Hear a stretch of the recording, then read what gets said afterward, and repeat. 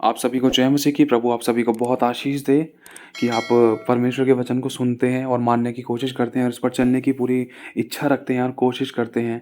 प्रभु का अनुग्रह आप पर बहुत आयत से हो। और इसी के साथ साथ हम ये आशा भी रखते हैं कि जो वचन जो रिकॉर्डिंग्स आप लोगों के लिए की जाती है, आप इसको सुनने की पूरी कोशिश करते हैं, क्योंकि इसमें आत्मिक उन्नति है आपकी, और इसमें आप ही का फ़ायदा है, और इसमें आप ही की आत्मा का विकास होगा।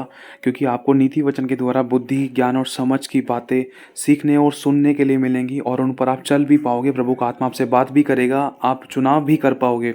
और इसी के साथ साथ जिन लोगों के पास समय ज़्यादा नहीं होता, जो बिजनेसमैन है, वो फ़ोन में भी पढ़ने की पूरी कोशिश करें 10 से 15 मिनट। लेकिन अगर आपके पास समय है तो इसको भी सुनने की पूरी कोशिश करें, या फिर अपने घर पे पवित्र बाइबल का नीति वचन एक एक अध्याय तारीख के हिसाब से पढ़ना शुरू करें।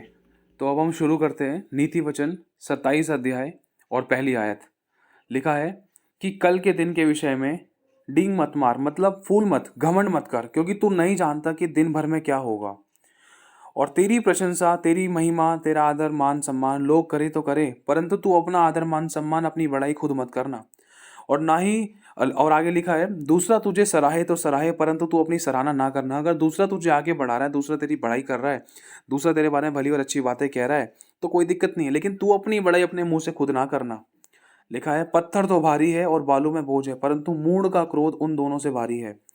क्रोध तो क्रूर और प्रकोप धारा के समान होता है, परंतु जब कोई जल उठता है तब कौन सह सकता है। और खुली हुई डांट गुप्त प्रेम से उत्तम है। जो घाव मित्र के हाथ से लगे हैं वह विश्वास योग्य है, परंतु बैरी अधिक चुंबन करता है। और लिखा है, संतुष्ट होने पर मधु का छत्ता, मतलब शहद का छत्ता भी, अगर हमारा पेट भरा हुआ है तो शहद का छत्ता भी हमें फीका लगने लगता है, परंतु भूखे को ना सब कड़वी वस्तुएं भी मीठी जान पड़ती है। लिखा है, स्थान छोड़कर घूमने वाला मनुष्य उस चिड़िया के समान है जो घोंसला छोड़कर उड़ती फिरती रहती है। जैसे तेल और सुगंध से, वैसे ही मित्र के हृदय की मनोहरता सम्मति से मन आनंदित होता है। जो तेरा और तेरे पिता का भी मित्र हो उसे ना छोड़ना, और अपनी विपत्ति के दिन अपने भाई के घर ना जाना। प्रेम करने वाला पड़ोसी दूर रहने वाले भाई से कहीं उत्तम है। मतलब प्रभु कहना चाहता है कि विपत्ति के समय, जैसे किसी बहन की शादी हो चुकी है, वो अपने मायके अपने ससुराल में है, और उसके ऊपर कोई विपत्ति हुई थी, अगर उसके पति ने मारा था, या उसको उसके सास ससुर ने बाहर निकाल दिया, या कुछ ऐसा गलत बर्ताव कर दिया, तो उसको बस वहीं बने रहना है, वहीं बने रहना है। ये नहीं कि भागकर मैं अपने भाई के घर चली जाऊँ, मैं अपनी माँ के घर चली जाऊँ।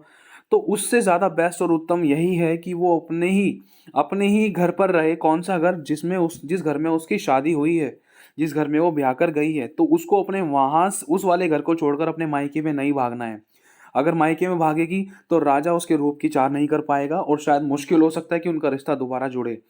अगर वो स्त्री वहीं पर अपने पति के घर पर रहेगी, चाहे उसको झुकना पड़े, चाहे नम्र और दीन बने, लेकिन परमेश्वर उसके पति के कटोरे हृदय को नम्र करेगा और उसको एक्सेप्ट भी करेगा, और वहां पर फिर से मेल मिलाप काम करेगा। क्यों? क्योंकि स्त्री मुड़कर वापिस अपने मायके, अपने भाई के, अपनी बहनों के, अपने माता पिता के पास नहीं गई।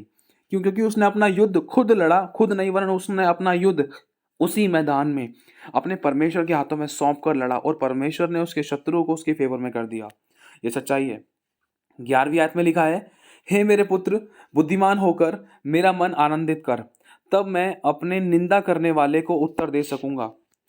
बुद्धिमान मनुष्य विपत्ति को आते देखकर छिप जाता है, परंतु भोले लोग आगे बढ़ चले जाते हैं और हानि उठाते हैं।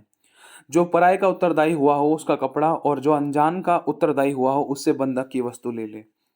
जो भौर को उठकर अपने पड़ोसी को ऊंचे शब्द से आशीर्वाद देता है, उसके लिए यह शाप गिना जाता है।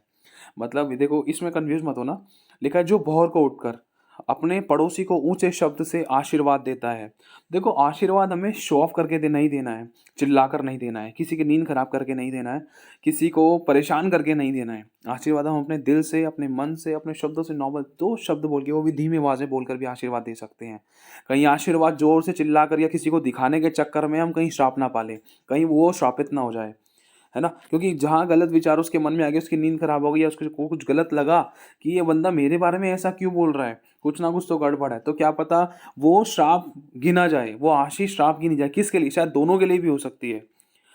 लिखा है, झड़ी के दिन पानी का लगातार टपकना और झगड़ालू पत्नी दोनों एक से हैं।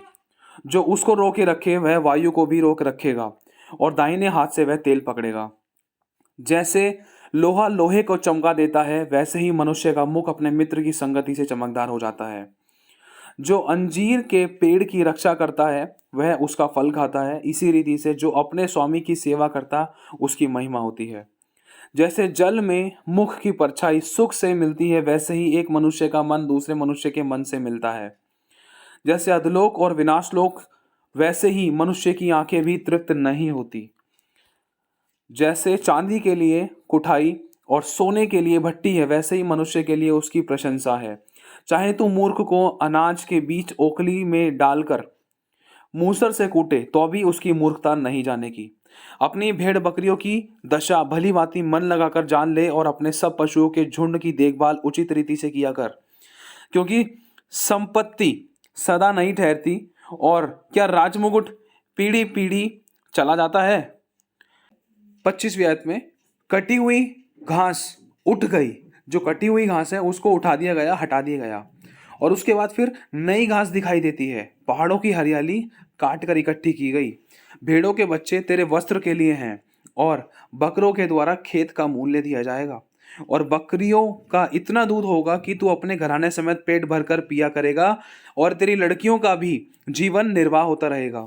मतलब प्रभु कह रहा है, जो भेड़ बकरियां, ये गाय बैल होते हैं, ये एक तरीके से हमारे बिजनेस को दर्शाते हैं, और इसमें परमेश्वर हमें इतनी आशीष देगा कि हमारे सेविंग्स, हमारी कटौती, हमारी बढ़ोतरी, हमारी जो भी हमारे खत्ते वो भरे पूरे रहेंगे।